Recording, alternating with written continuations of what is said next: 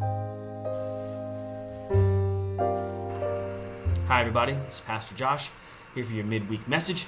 And today I kind of want to talk about connection and why connection is important. I had a friend of mine this week talk to me about connection. What does it mean to be happy? What are the indicators of happiness? And a couple years ago I was reading an article that came out in Huffington Post, and it clicked me with remembrance. And I don't know if you've not read about the grant study, the Harvard Men's Grant Study, as it's called. They tracked 200 plus men for their whole life, 75 plus years, and asked them the key indicators of what it is to be happy. And the main tenets were love is most important. It is not all about power and money. The other one was connection is crucial, and regardless of how you begin life, you can always end it happier, and that challenges can foster love if we have coping mechanisms or people to help us cope through these problems. It's a really fascinating study. It has some really, John F. Kennedy was in the group, a few other folks that are really famous. And why I bring that up is because I was reading Ephesians 4 here, and it says, each of you must tell the truth to your neighbor, because we are all parts of each other in the same body. Be angry without sinning. Do not let the sun set on your anger. And it got me thinking about how connection is so important for us.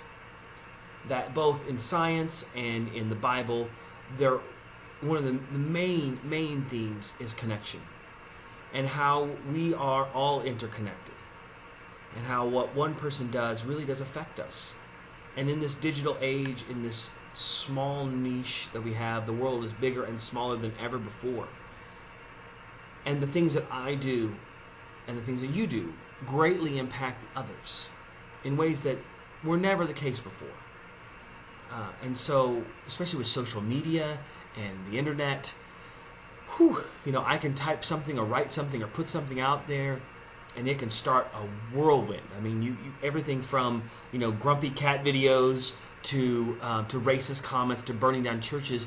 It can spread so quickly now because we're all connected.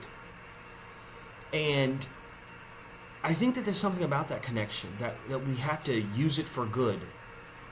That we have to realize that we have to foster connections that are positive.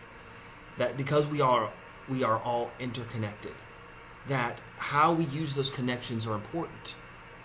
And so this week I want you to think about that these people you are connected to, your family, your friends, your larger community, how are you affecting those connections? We have to tell the truth to our connections. We have to be angry without sinning. We have to love our neighbors.